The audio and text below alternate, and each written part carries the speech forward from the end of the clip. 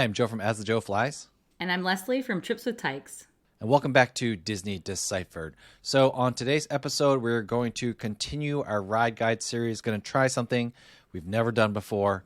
3-in-1 episode, Leslie. But these, you'll see why. These should be shorter attractions overall. But before we get started, Leslie, we do have some Patreon subscribers to shout out and thank. So who do we have to thank today, Leslie? And what is Patreon? All right, so we are thanking today David E. and Jackie M., our newest Patreon supporters. You can find and support the podcast on patreon.com/Disney Deciphered. Just lots of different levels to support us at. We give you bonus content, private Facebook group, all of that kind of fun stuff. And we really, really do appreciate our supporters. Thank you so much for making this podcast possible for 5 years. Wow. Yes. Thank you so much. And if you are listening to this and you're a Patreon subscriber, I hopefully have already been to Walt Disney World. We're trying to get a bunch of episodes recorded before I get out there, but we'll see. You know, you never know these days. You still never know. But yes, we are doing Ride Guide today, and we are going to be back in the Magic Kingdom in Tomorrowland. And so we are going to do 3 attractions today in alphabetical order, not by order of preference. Astro Orbiter, Carousel of Progress, or Walt Disney's Carousel of Progress, excuse me. Oh, whoops. Then it's not of alphabetical order, but vernacular alphabetical order. And then finally, the Peoplemover, which, Leslie, I did not realize they just updated the name a few months ago, or half a year ago, I guess, at this point. But we'll get to all of that. Let's get straight to it. Oh, for those of you who have not listened to our Ride Guide series before, we're just going to talk to you a little bit about the attractions, what you need to know if you're thinking of taking your kids or adult friends on these attractions. And we'll also talk about how you can minimize your wait time in line. And finally, we will give each attraction a tier ranking based on the Japanese system, where S tier is the highest. And of course, F tier is still F tier. I still haven't gone to an F tier attraction yet. I'm not sure if we ever will, but you never know. We'll have to see how this goes. So let's start with the Astro Orbiter. Leslie, why don't you tell us I guess I already told us where it is, but where can we find it in Tomorrowland in the Magic Kingdom, and talk to us a little bit about the history. All right, Tomorrowland, front and center. It's on top of Rocket Tower Plaza, so sort of above the fray of most of Tomorrowland, but you honestly can't miss it. It's the thing that everybody takes pictures of when they walk into Tomorrowland. And history-wise, it originally opened as Starjets in 1974, and then in 94, a Tomorrowland retheme turned it into Astro Orbiter. And it's really funny, I don't remember this because I went to Disney World quite a bit around like late 80s, early 90s, and I don't remember that old name at all or the retheme at all. So I guess not that memorable of an attraction, but height requirement for the ride is none. So this is one that you can take babies and toddlers on, and we'll talk about whether you want to in just a little bit.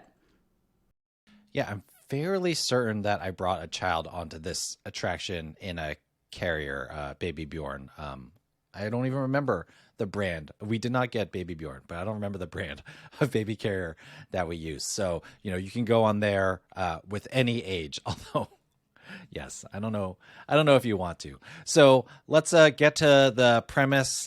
From Disney, they say, pilot a spaceship high in the sky amid a gleaming constellation of planets. Fun fact that I found in researching, thank you, Wikipedia, this ride at the Magic Kingdom does 11 rotations per minute and averages 1.2 million miles a year. Although, you know what? I think some of the more astronomically minded people will realize that that is not a lot of distance in space, but on Earth, that is quite a bit of distance. Now, let's talk about the attraction run through, and let's get to the absolute worst part of the attraction, the queue. Leslie, what makes the queue so inefficient and just shaking my head thinking about it? So you have to take an elevator to get up to where the ride is located. And that, of course, is incredibly inefficient if you sort of know elevators for, you know, any building, but for a ride, very inefficient as well. And I have to admit right now, full disclosure, I don't think I've been on Astro Orbiter as an adult. Like, it has been many, many, many years, probably many decades since I have ridden this attraction. I don't even have like bad or fond memories of the elevator from my rides over the years. Well, I've been on it a few times in the last few years, and let me tell you, like it is not only the same slow loading that you would expect of any elevator, but they're counting you as you go in. So there's a delay in that, and then like everyone has to get in. And so they thankfully there are 2 elevators, so there's one going up and one going down, but it is just such an inefficient process. And we'll get to the ride capacity of this attraction later, but spoiler alert, it is incredibly low. Now, for the ride run through, there's not much to run through. You know, there are 12 ships. They look like rocket ships, kind of like what you would imagine the attraction car version of bomb pops. Like they look like bomb pops, although they're not exactly colored the same way, but that's what they remind me of. You can only put 2 people in each, and it takes a couple of minutes to load. And with the elevator and all of that, like this attraction seats 300 people an hour, like in a good hour. I couldn't find the number online, but that was just doing some quick back of the envelope math, and that is just a terrible ride capacity. And that's why there's always a line for this attraction, not because it's super popular. I mean, it's mildly popular, but it's because the attraction is just so inefficient in its loading. Now, Leslie, I wrote this down so I didn't have to go looking it up again since I can never get the name of it, but this is your typical aerial carousel style ride. It's like Dumbo, magic carpets, Triceratops spin. Now, the big difference with Astro Orbiter from a lot of the other ones is that you start on, I like the way I think about it is you start on the 3rd floor already, and then when the Astro Orbiter is twirling around, you get even higher. So this is one of the best views in the Magic Kingdom, and I think if you listen to our ride guides before, I'm really into the views. However, Leslie, you know, you haven't ridden it in a while. Let me tell you, it does not, like these carousel style attractions, you normally think that they're just pretty chill and safe. Well, the way that these rockets angle is you're kind of tilted inwards at a slight angle, so you always feel like you are falling towards the center of the carousel. It definitely makes things a little bit more thrilling than a normal carousel style aerial attraction would be. And I don't know if that's necessarily a good thing. And on top of that, these ride vehicles are very low, so they're like kind of tough to get in and out of. As I think it's fair to say, Leslie, we have firmly entered the middle age portion of our lives, and it can be a little bit rough. So I don't fault you for not waiting in the line only to, you know, be on the most dangerous feeling aerial carousel style attraction that there is in Walt Disney World. Well, in all fairness, I have been on the Disneyland version of the ride more recently, although not in the last couple of years, not since the pandemic.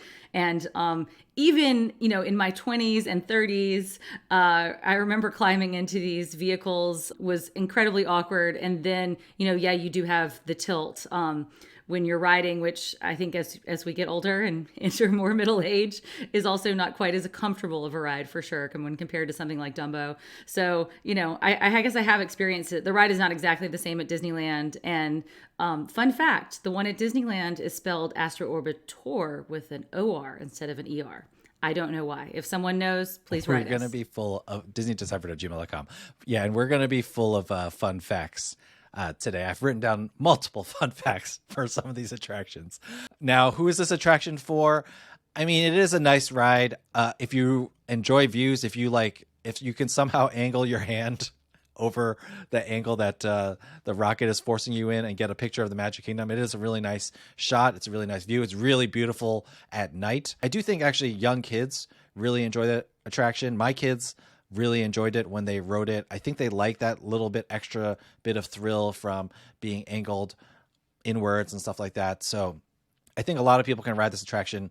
Really, what's holding it back is the wait time. Now, who might not want to ride this attraction besides people who don't want to wait, Leslie? Or is that all we got? Well, I think also people with certain physical limitations will have trouble getting in and out of the vehicles. That's something to sort of think about. You and I can still get in it, Joe, but like at what point in our lives will we not be able to? For how much longer, Leslie? For how much longer? For sure. I mean, Matterhorn's uncomfortable enough for me. So I'm not sure this one is going to be high on the list as I enter, old age, AARP membership age. So we'll see. Indeed. All right. So none of the attractions, like I said, have Genie Plus. This is one of those weird things. Not all attractions have Genie Plus accessibility. So none of these attractions have the lightning lane. I wonder actually how VIP tours do it. They must just cut the line or whatever, like actual line. But because there's no Genie Plus, it's all about standby strategy. And the standby line strategies for Astro Orbiter and really all these attractions, well, maybe not the next one, is pretty simple. Go early. It's open during early entry for on-site and Disney partner hotel guests. So early in the morning during early entry, and really for the first hour, the lines are pretty modest. You're only going to wait like 10, 15 minutes. The last couple hours in the night, it also clears out a bit. If you can line up for fireworks and time that correctly, there's not a huge line then, although other people do have that idea. It's a great way to watch the fireworks, frankly. Otherwise, the line is pretty long throughout the rest of the day. And I guess long is not the right word, but the line takes a long time. It's slow just because of the aforementioned elevator problems. All right, let's get to our attraction review and tier. What tier ranking would you give Astro Orbiters, Leslie? All right, I struggle with this one. I mean, C, I thought maybe I would go as low as a D, but I do think the views salvage it. And, I do sort of still like the Tomorrowland theme, which is like what tomorrow would have been if we were still in the 70s or 80s. So it kind of has that feel, that throwback feel to me. So it gets a little bit of a boost from that, but it's a C, but just barely for me. What about you, Joe? Stay tuned for my fun fact in a little bit. But yes, it is a C tier attraction for me as well. If they just built a flight of stairs, like you have to have the elevators, right? There are people with mobility issues, and we definitely want to make things accessible as possible. But not everyone has to ride the elevators. Although maybe they think the stairs is a liability or something, but they make us climb up the stairs to go and flight of passage and stuff like that. So no, it's, they probably just don't have room to put stairs. Put a ladder. We'll feel like we're getting into rockets if we climb a ladder. No, don't put a ladder. Disney. That's very dangerous. Quick question for you, Leslie. My understanding is that Disneyland, actually I saw where it was, like it does not have the view. So if we were talking about the Disneyland version, would you give it a D? Yeah. I mean, I really haven't been on that very often for as often as I go to Disneyland. Like, I sort of understand why I've skipped it at Disney World, but it's crazy that I've skipped it as much as I have at Disneyland. But yeah, it doesn't have the views. But again, I mean, it's one that if I go with my kids, like they would enjoy that one, just like they would enjoy Dumbo. So for me as an adult, it's a D. For the kids, it's probably a C. Makes sense. All right, moving on to our next attraction, which is Walt Disney's Carousel of Progress.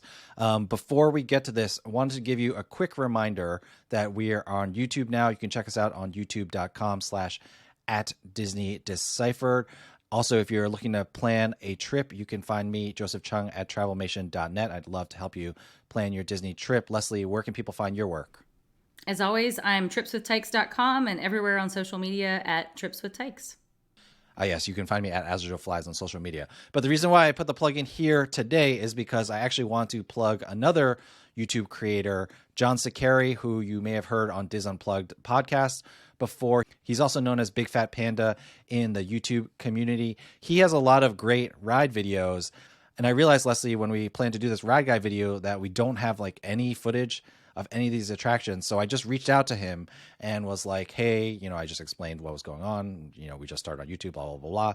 And I was like, do you mind if we use some clips from your videos? And he graciously, without hesitation, wrote back and said, absolutely. So just really want to shout out Big Fat Panda. You can find him on youtube.com/@BigFatPanda. And like I said, great 4K videos on his YouTube page. Thank you so much, John, for letting us use your videos. All right, so let's get to Walt Disney's Carousel of Progress, which I did not remember was called Walt Disney's Carousel of Progress until I did this research. Let's talk about the background and the history, Leslie. What do we got here? All right, so the attraction debuted at the New York World's Fair, like many Disney attractions over the years, and it was called Progress Land, and the debut was at 1964, April 22nd, and it actually moved to Disneyland, where it opened in 1967 as the Carousel of Progress. Then closed in 1973, relocated to Walt Disney World and opened there in 1975. And then finally, it got the Walt Disney name that you forgot in 1993 with a refurbishment and a change in theming. And the theming in this new sort of 1993 version is Tomorrowland, the future that never was, which, like I just alluded to, makes more sense the more you think about it in terms of what Tomorrowland really feels like today. And, of course, there have been minor updates over the years because it does depict, as we're going to talk about very shortly, different scenes from points in time and history. And they've had to update that as time has marched along. Yeah, it was interesting to see. I don't think Disney has been as explicit as they could have been that Tomorrowland, I think it's Tomorrowland at large, whose theme is now like the future that never was. But that makes a lot more sense because there was no way Tomorrowland was always going to be forward facing, as we'll get to in the last scene of Carousel of Progress. And as you said, now the queue for Carousel of Progress, it's just outside the theater. The theater is a gigantic circle. I actually am wondering where I can look it up later. And you can too, if you're curious, where they put it in Disneyland. They probably moved it because it just took up so much real estate. But it's a gigantic circle-sized theater, and the queue, it's just hanging out outside that circle, and then they'll let you in every 5 minutes or so. Every couple of minutes, they'll just let a group in. Now, the reason why they let groups in is because the way that the attraction works is the circle is divided into 6 pie slices, essentially, and you load into the first pie slice, which is kind of the starting room, and 240 people can sit in the theater at a time. And then it's a Carousel of Progress. So you just move like every couple minutes, the entire theater just moves and you move to the next scene. And so you go through 4 scenes, and then the 6th pie slice is the ending, and where you get out.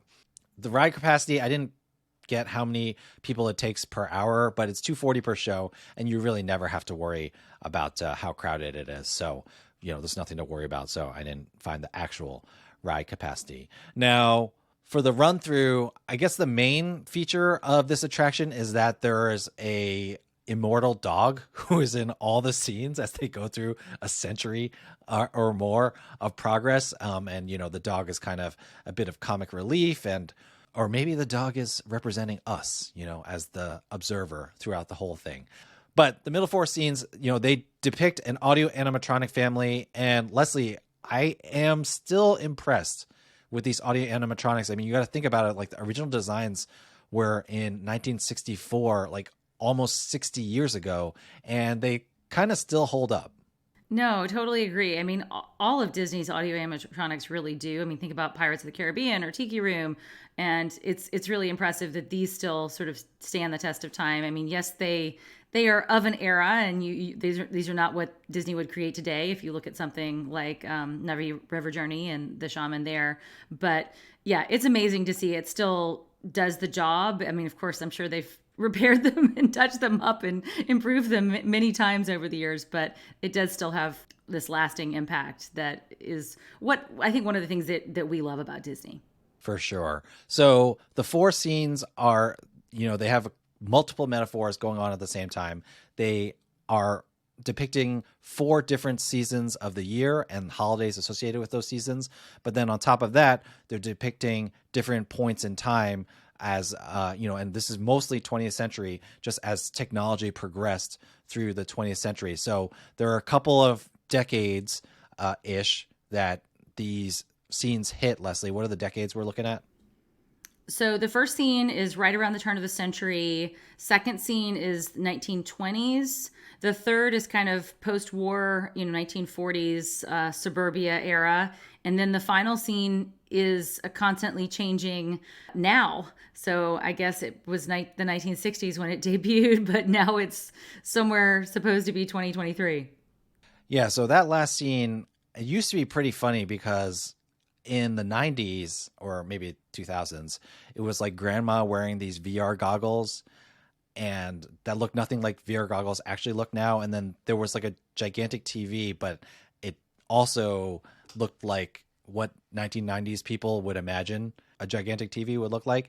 Well, I was watching Big Fat Panda's video, and they've actually updated it. The VR goggles that grandma wears look pretty close to, the Oculus or whatever VR goggles are in vogue right now. I know VR did not hit as big as people expected. Maybe it will still, who knows? But the VR goggles look fairly accurate on Grandma, and Leslie, the TV looks more like a classic, not class. Well, I guess it is classic because we're old now, but like it looks like an HD TV that you would see these days. So they are gradually updating things, and like we said, they update the wardrobe as well, and the earworm song, Great Big Beautiful Tomorrow, they have like an updated version of that, although that version was updated in the 90s. So they're trying to, I mean, I would say it's more relevant than Steve Jobs at the end of Spaceship Earth in his garage on that one computer. So they're doing a pretty good job keeping up with the progress in Walt Disney's Carousel of Progress.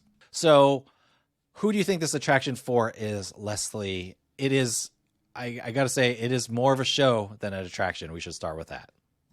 Yes, for sure. I mean, this is definitely for people who love the old school Disney, the Disney history. If you like Epcot, you will like Carousel of Progress. It's also just a great place if, you know, lines are long for other attractions, you need a rest, you need air conditioning. I mean, this is where I head if, you know, don't really have time to head back to my hotel, but need some downtime. And this is a great thing to watch. I mean, I think many a Disney guest has taken a nap in Carousel of Progress. And I did the last time I rode it because I was so tired from sleep deprivation, but try to stay awake. It's actually really good. It's the slow movement of the theater from scene to scene that really soothes you. And I'll say, who may not like this attraction? Unfortunately, like many kids will be bored at this because it is just, you know, it's just a show talking about, I feel like, and if not all kids are like this, of course, you know, every kid is different, but the majority of kids, like your average kid, they're not going to be interested in progress over the 20th century, especially because, you know, I was talking to my daughter about this the other day, Leslie, and just kind of like the information age and the growth of technology. And, you know, I was telling her how even when she was born, the technology has moved so far. Whereas like even when we were growing up, Leslie, it took like 20 years, 15 maybe, for the internet to like become what it is today. You know, it took so much longer for growth and progress to happen. And the Carousel of Progress really celebrates that growth in the 20th century. But like for kids these days, like that type of growth happens in a week. You know, I mean, the growth from like 1900 to 1940, like that happens, you know, it's just minuscule in the timeline for kids. So it is tough for them to sit through it. But at the same time, you know, it does have some of that edutainment that we still do love about Epcot when they still have it at Epcot. And so, you know, maybe you force your kids to sit through it and learn some history. Kids learn, like, this is what we had to deal with growing up in the 1920s, you and me, Leslie. We had to yeah, we grew up in the 1920s. Yes, of course, definitely.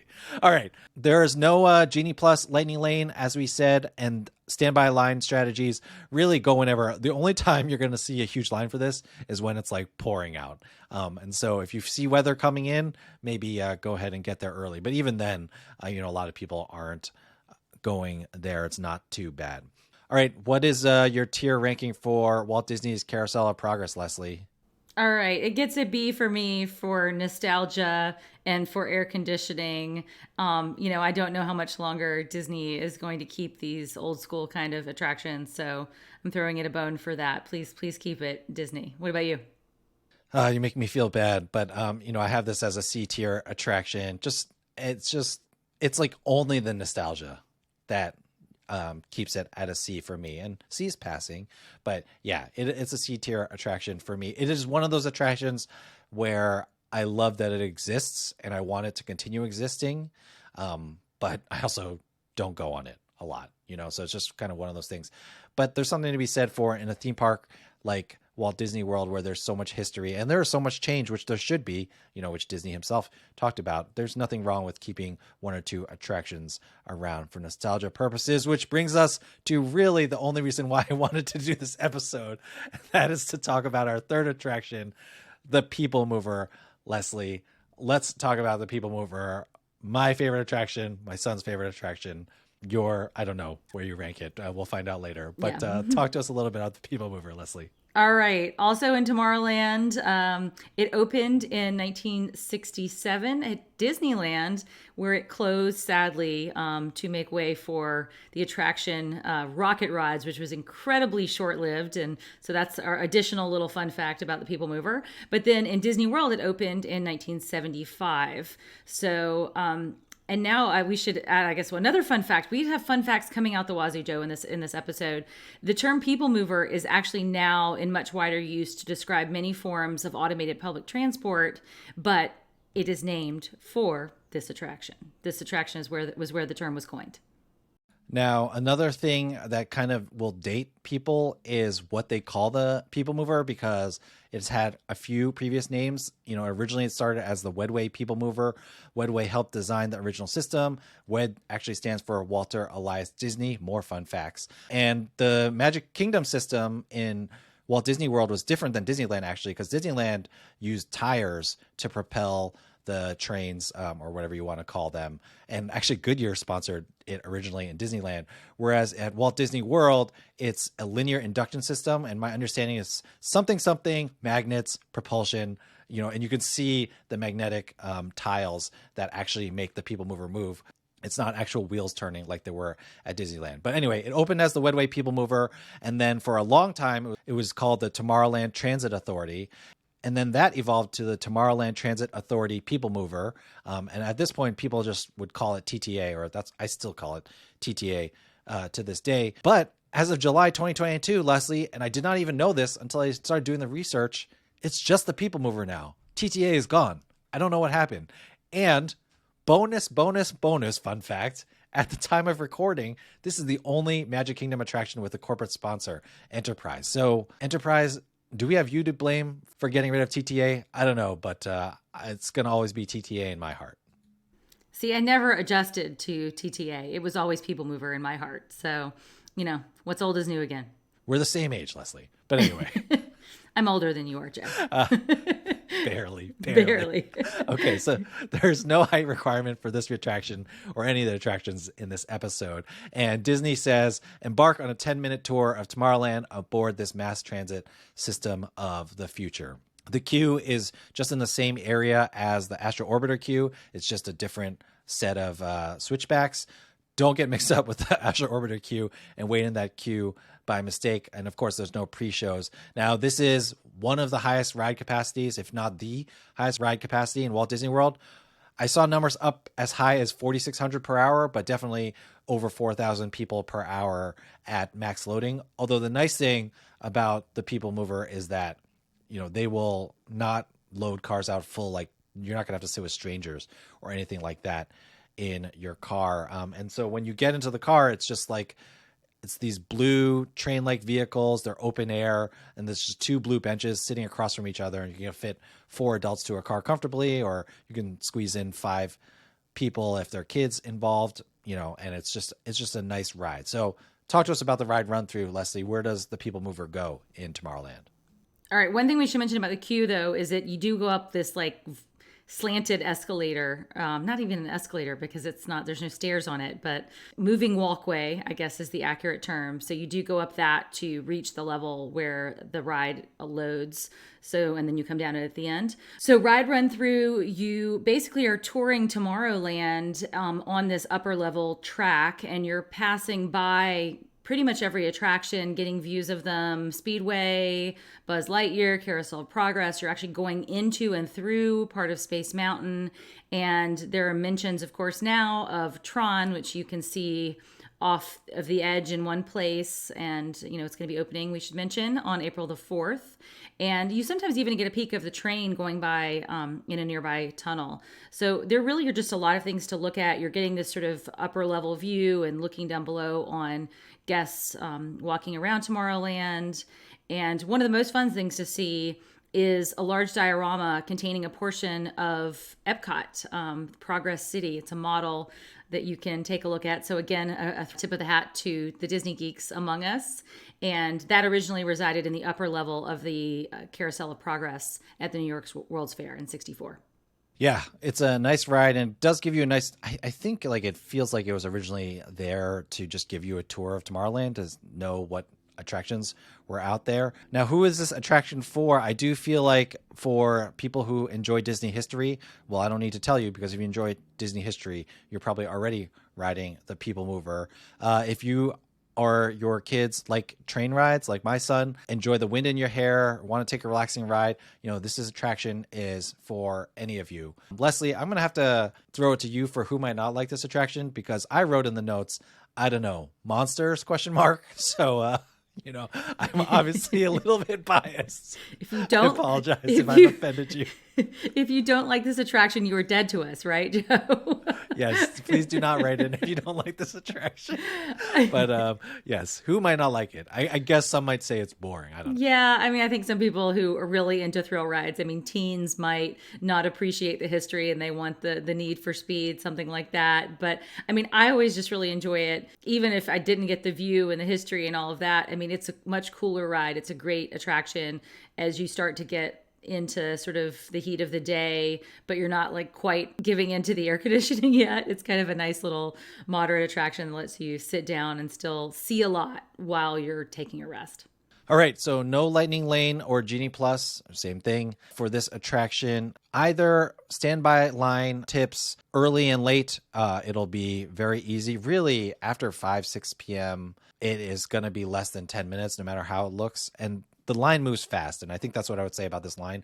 I've never had to wait in line for it for longer than 25 minutes. I don't think if you time it right, you're never going to have to wait long in a line for the People Mover. Like, I only waited in line for 25 minutes because my son really wanted to go at that exact moment, so I waited in line 25 minutes with him.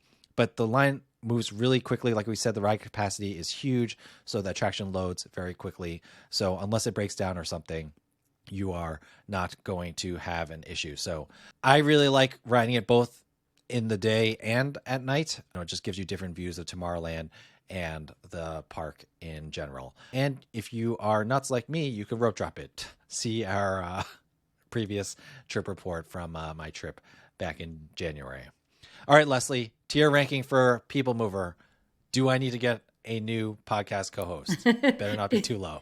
It's getting an A from me. And this is probably the only non-thrill ride that I have given an A to. And again, it's because it does still stand the test of time. It gives you great views. It's a great ride experience. It doesn't feel like Carousel of Progress does, that it should be retired. It should be there. And in fact, should go on record. Please bring it back in Disneyland. I don't think they can. I think the infrastructure has crumbled, but please bring it back if they can. Please. It's sad at Disneyland, like the track, you can see where the track goes, and it's not there. I'm pretty sure you gave Jungle Cruise an A tier ranking, by the way, but don't go back and listen to that and call us out on forgetting what we've said in the past. All right, this is a S tier attraction for me. Am I overrating it? Yes, probably, but it is an S tier attraction for me. Like, I just love this attraction so much. I think, like, I always loved it as a kid. I mean, my parents told me stories about how I would ride it. I would force them to ride it like 3 times in a row when I was like 8, 9 years old, because I loved it so much when I was a kid. Well, now that I have a 7-year-old myself who is forcing me to do the same things or willing to do the same things with me, it just like kind of, so it just hits all the pleasure centers for me. Nostalgia, it's relaxing, it's got some Disney history in there, family memories in there too. So, this is an S tier attraction for me. I'm obviously extremely biased, but that's where it is. It's like, this is the fastest I've come up with a tier ranking for any of the attractions we've done. No one can ever find out whether I'm telling the truth about that or not, because you can't look inside my brain. So, good stuff. All right, Joe, we love that attraction. So let's close it out with a traditional Disney do or don't. All right. My Disney do, besides do definitely ride on the People Mover, or at least give it a try. If you haven't yet, you definitely should give it a try. But my Disney do is for Tomorrowland. I think it's one of those places where you can just really watch the lines and see how they are. Carousel of Progress, you can ride anytime. But People Mover, Astro Orbiters, just watch the lines. And if you see a short line for either of those attractions, go ahead and ride it. So I would say that these are attractions where, like, if you see a short line, go ahead and do it. You won't regret it. I mean, you might regret it a little for Astro Orbiter, but at least you'll get a nice view. These are classic attractions and kind of classic Disney for a reason, and so they are worth a try. So my Disney do, again, is do ride these attractions and do hop in line if the lines are short. The obvious exception is do not get on the Peoplemover at rope drop unless you want to lose 20 minutes of your day. I mean, I'm happy to do that, but you may not want to hop in a short line in Peoplemover early in the day because there's so many other attractions you can ride. But if you're like doing a relaxing day at Disney, like, you know, Leslie, if I cannot imagine a scenario that this would ever happen. But if you and I were hanging out in the Magic Kingdom and we were talking about work or something, or we were just hanging out, you know, we're not, like, maybe it's like our second Magic Kingdom day on a trip or something like that, and we don't have a lot of things to do, then that's the day that you just, like, get on the Peoplemover, hang out with your friends, you know, and just enjoy the Peoplemover together. That's never going to happen, Leslie, until it does. Between us, at least. One day when we don't have young kids, it will happen. When we're retired, we'll go ride the Peoplemover together. Well, yeah, because when we're retired, we're not going to be able to get into those Astro Orbiter rockets. I'll tell you that much. Definitely not happening. All right. Let us know your thoughts. Let us know if I way overrated Peoplemover and we way underrated Carousel of Progress. DisneyDeciphered@gmail.com, at WWDeciphered on Twitter, or you can find us on Facebook and Instagram, Disney Deciphered. Again, you can find us on YouTube, youtube.com/@DisneyDeciphered. Shout out again to Big Fat Panda for letting us use your videos for the YouTube video version. Thank you so much, everyone, for listening. Other than that, Leslie, thank you so much for taking the time to talk to me, and I'll see you. I was going to see you falling into the rockets at Astro Orbiter, but that seems too mean. So we'll just end it here. Thanks, Joe.